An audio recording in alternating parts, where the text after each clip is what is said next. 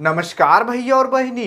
देखिए आज हम सीखते हैं कि किस तरीके से एक एटम के अंदर इलेक्ट्रॉन को डिस्ट्रीब्यूट करके रखा जाता है। जैसा कि आप जानते हो क्लास 9th के साइंस का चौथा चैप्टर है स्ट्रक्चर ऑफ द एटम, तो उसी के बीच में एक छोटा सा टॉपिक आता है how are electron distributed in different orbit और सेल, यानी कि एक एटम के अंदर किस तरीके से इलेक्ट्रॉन को डिस्ट्रीब्यूट करके रखा जाता है। इसी के बारे में आज सीखने वाले हैं, जो कि बहुत इंपॉर्टेंट टॉपिक है। जैसा कि आप जानते हो कि हमने पिछले वीडियो में बोर एटॉमिक मॉडल और उसके पहले वाली वीडियो हमने रदरफोर्ड एटॉमिक मॉडल कवर कर लिया था। उसको नहीं देखा तो उसको देख लीजिएगा, तभी आपको ये समझ में आएगा। आइए चलिए शुरू करते हैं इस वीडियो को। देखिए यहां पर हम सीखने वाले हैं कि एक एटम के अंदर कैसे इलेक्ट्रॉन रहते हैं। अब ये जो इलेक्ट्रॉन रहते हैं ऐसे नहीं कहीं भी बिखरा रहता है, उसका एक नियम कानून होता है, उसी के बारे में जानने वाले हैं। तो पहला नियम होता है भैया maximum number of electron in an orbit is given by formula 2n²। इसका मतलब ये है कि एक एटम के अंदर जो इलेक्ट्रॉन रहते हैं, बिखरे पड़े रहते हैं, वो भैया आप 2n² फार्मूला के माध्यम से निकाल सकते हो। जैसे कि आप देखो यहाँ पर मैं एक एटम बनाता हूँ, ये क्या हो गया, न्यूक्लियस हो गया, यहाँ पर ऑर्बिट हो गए, ठीक है। अब इन ऑर्बिट के अंदर कैसे इलेक्ट्रॉन पड़े रहेंगे इसको आप निकाल सकते हो 2n² फार्मूला के माध्यम से।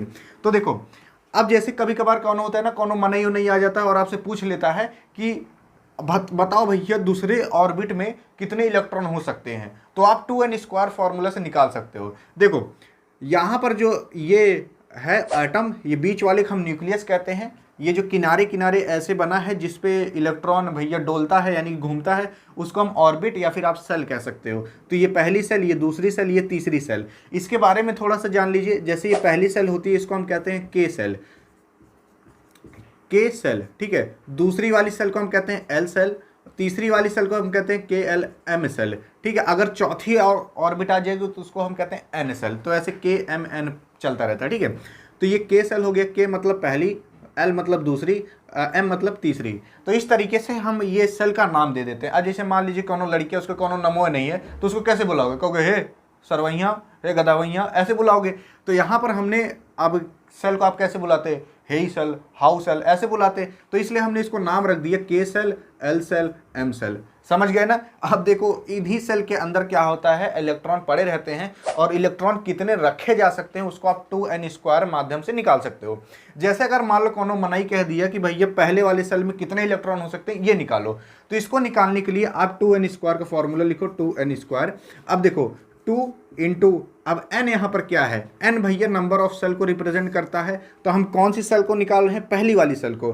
तो पहली वाली सेल यानी n की जगह हम 1 रख देंगे और स्क्वायर लगा दो। इसको सॉल्व कर दो, 2 1 का स्क्वायर करोगे 1 हो जाएगा, तो 2 1 जा 2। तो पहली वाली सेल में आप कितने इलेक्ट्रॉन रख सकते हो? मैक्सिमम 2 इलेक्ट्रॉन, यानी कि एक ठो है ही, एक ठो है ही, 2 इलेक्ट्रॉन हो गए। वैसे ही अगर कोई ना मनई पूछ ले कि दूसरे वाले इलेक्ट्रॉन में कितने आप इलेक्ट्रॉन रख सकते, दूसरे वाले ऑर्बिट में कितने इलेक्ट्रॉन रख सकते हो, इसको कैसे निकालोगे? इसी फॉर्मूला के माध्यम से। तो 2n²। अब देखो हमें दूसरे वाले ऑर्बिट का निकालना है, तो हम n की जगह 2 रखेंगे, 2 इंटू 2 का स्क्वायर, ठीक है। n की जगह हमने क्या रखा? 2। तो इसको सॉल्व कर दो, 2 इंटू 2 2 जा 4, जब 2 का स्क्वायर कर दोगे तो 4 2 जा 8। तो यानी कि दूसरे ऑर्बिट में कितने आप इलेक्ट्रॉन रख सकते हो? 8। यानी कि 1 2 3 4 5 6 7 8 इलेक्ट्रॉन हमने रख दिए। अब तीसरे वाले सेल का आपका निकालना है, तीसरे सेल में कितने हो सकते हैं इलेक्ट्रॉन? मैक्सिमम की बात की जा रही है, ठीक है। देखो यहाँ मैक्सिमम लिखा है, तो तीसरे वाले सेल को निकालने के लिए यही फॉर्मूला रखो, तो 2n²। अब n की जगह हम 3 लिख देंगे, 2 इंटू 3 का स्क्वायर, 2 इंटू 3 3 जा 9, तो और 2 और 9 को मल्टीप्लाई कर दोगे तो 18 आ जाएगा। यानी कि तीसरा वाला जो ऑर्बिट है उसमें आप 18 इलेक्ट्रॉन रख सकते हो। तो ये होता है फॉर्मूला किसी भी ऑर्बिट का निकालने के लिए कि उसमें कितने इलेक्ट्रॉन आ सकते हैं। अब देखो भैया अगर मान लो एक और सेल हम बढ़ा दें, एक और सेल बढ़ा दिए, अब जो एक सेल बढ़ाए हैं तो इसको निकालने के लिए क्या करेंगे? तो भैया 2n² लिखोगे, n की जगह अब 4 रख दोगे, 4 का स्क्वायर कर दोगे, इंटू 2 कर देना, तो 4 4 जा 16 इंटू 2 कितना आ जाएगा भैया? फिर 16 दूंगा 32। यानी कि चौथा वाला जो ऑर्बिट रहेगा उसमें 32 इलेक्ट्रॉन आ सकते हैं। तो इस तरीके से कितने आप इलेक्ट्रॉन रख सकते हो ये तो आप निकालना जान गए होगे, ठीक है। तो पहला यही होता है कि आप कितने इलेक्ट्रॉन रख सकते हो, कितने इलेक्ट्रॉन डिस्ट्रीब्यूट कर सकते हो ईच सेल में। अब हम चलते हैं दूसरे पॉइंट पर। दूसरा पॉइंट हमें क्या कहता है? तो दूसरा पॉइंट कहता है the maximum number of electron that can be accommodated in the outermost orbit is 8 even though it has more capacity। इसका मतलब ये होता है कि जो आउटर मोस्ट वाला ऑर्बिट रहता है उसका भले ही कैपेसिटी इलेक्ट्रॉन बहुत ज्यादा कैरी करने का हो, लेकिन आउटर मोस्ट ऑर्बिट में हम केवल हमेशा 8 इलेक्ट्रॉन रखते हैं। कितने? 8 इलेक्ट्रॉन। उसकी भले ही कैपेसिटी 8 से ज्यादा हो, जैसे ये इसका outer most electron outer most orbit कितना है, ये चौथी वाली सेल है, तो इस चौथी वाली सेल में आप कितना इलेक्ट्रॉन रख सकते हो? 32 ठो रख सकते हो। लेकिन हम 32 ठो नहीं रखेंगे, हम केवल 8 ही इलेक्ट्रॉन रखते हैं। 8 ठो आप इसमें रख सकते हो, यही इसका दूसरा नियम होता है। भले इसकी कैपेसिटी ज़्यादा हो 8 से, लेकिन आप 8 ही रख सकते हो। समझ गए? तो भैया नियम है तो नियम है। अब देखो, और इसी रूल को हम कहते हैं this is called octet rule. ये ऑक्टेट रूल हुआ कभी कभार एग्जामों में बहुत तगड़ा पूछ लेता है, और जो लड़का रहता है मूड़ी खजुआते रह जाता है। इसीलिए भैया ये ऑक्टेट रूल आप हमेशा ध्यान रखे रहना। ऑक्टेट रूल किसे कहते हैं? जो एटम रहता है, एटम की जो आउटर मोस्ट ऑर्बिट रहता है, उसकी जो कैपेसिटी होती है इलेक्ट्रॉन कैरी करने की, भले ही बहुत ज़्यादा हो, चाहे 100 हो उसकी इलेक्ट्रॉन कैपेसिटी कैरी करने की, लेकिन उसमें हम हमेशा केवल 8 ही इलेक्ट्रॉन रख सकते हैं।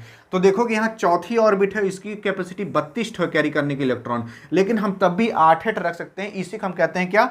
Octet rule. ये याद रखे रहना, नहीं तो मुड़ी खजुआते रह जाओगे।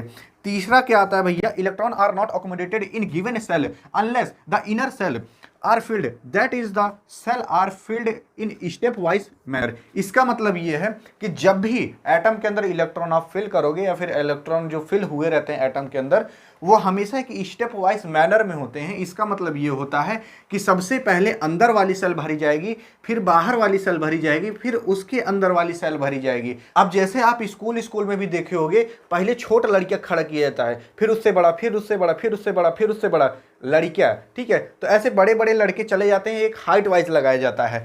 तो यहाँ पर भी जो इलेक्ट्रॉन है, सबसे पहले अंदर वाली सेल को भरा जाता है, फिर उसके बाहर वाली सेल को भरा जाता है, फिर उसके बाहर वाली सेल को भरा जाएगा, फिर उसके बाहर वाली सेल को भरा जाएगा। कुछ इस तरीके से भरा जाता है।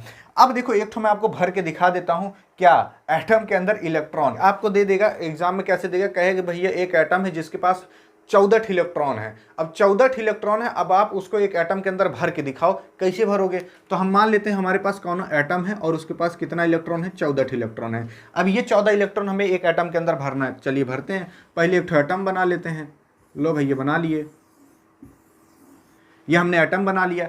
अब ये जो एटम बनाए हैं, सबसे पहली जो ऑर्बिट है, आप इसमें कितने इलेक्ट्रॉन भर सकते हो भैया? 2 भर सकते हो। तो 2 हमने भर लिया, ये देखो। फिर दूसरकी वाली ऑर्बिट में आप कितना इलेक्ट्रॉन भर सकते हो? दूसरकी वाली में 8 तो भर सकते हो। तो लो भर दिया, 1 2 3 4 5 6 7 8। ठीक है, हमने इसमें 8 इलेक्ट्रॉन भर दिया। टोटल कितने इलेक्ट्रॉन हो गए? तो हो गए भैया 2 अंदर 8 बाहर, यानी 10 इलेक्ट्रॉन हो गए। और हमें भरना कितना है? 14 भरना है। अब हमारे पास बचे हैं 4 इलेक्ट्रॉन। अब 4 इलेक्ट्रॉन भैया बाहर वाले में भर दो, 1 2 3 4। अब ये 4 भरे, 4 भरोगे ना। अब देखो, जो ये दूसरकी वाली ऑर्बिट है, इसकी इलेक्ट्रॉन कैरी करने की क्षमता केवल 8 है। तो ऐसा नहीं आप जबरदस्ती नोट घुसेड़ दोगे। अगर ज़्यादा हो गया है तो एक और ऑर्बिट बना लो, उसमें 1 इलेक्ट्रॉन डाल दो। इस तरीके से भरा जाता है। तो एटम में किस तरीके से इलेक्ट्रॉन फिल होते हैं, ये समझ में आया। पहला नियम है कि भैया आप 2n² के माध्यम से निकाल सकते हो कि कितने इलेक्ट्रॉन आएंगे एक ऑर्बिट के अंदर। तो पहले माते हैं भैया 2, दूसर के माते हैं 8, तीसर के माते हैं 18, चौथे माते हैं 32 ठो। ये याद भी कर सकते हो। अब दूसर का नियम ये कहता है कि जो आउटर मोस्ट ऑर्बिट रहता है, उसमें आप केवल 8 ही इलेक्ट्रॉन भर सकते हो, जिसको कि आप ऑक्टेट रूल भी कह सकते हो। देखो, ऑक्टेट का मतलब क्या है? ऑक्ट का मतलब होता है 8, उसे ऑक्टेट रूल बना दिया गया है। तो जो आउटर मोस्ट ऑर्बिट है, यहाँ पर जो ऑर्बिट है, इसमें आप 8 इलेक्ट्रॉन से ज़्यादा भर ही नहीं सकते। तीसरा रूल ये कहता है, इलेक्ट्रॉन जो होता है उसको जब आप भरोगे तो एक स्टेप वाइज मैनर में भरोगे, यानी पहले अंदर का भरोगे, फिर उसके बाहर का, फिर उसके बाहर की ऑर्बिट भरोगे। अब ऐसा नहीं है कि भैया बाहर वाले में पहले डाल दिए फिर अंदर वाले में कर रहे हो। एक स्टेप वाइज मैनर भरा जाता है। यही होता है भैया एक एटम के अंदर किस तरीके से इलेक्ट्रॉन को फिल किया जाता है, यही एक नियम होता है। और यहाँ से आपके खड़े एकदम क्वेश्चन पूछा जाएगा एग्जाम में। आई होप आप समझे होगे इलेक्ट्रॉन कैसे एटम के अंदर भरा जाता है। तो यहाँ पर होती वीडियो एंड। वीडियो पसंद आए तो करिएगा अपने मौसा के पास सेंड, ताकि वो भी कुछ पढ़ लें। मिलेंगे नेक्स्ट वीडियो में, तब तक के लिए जय हिंद और जय भारत।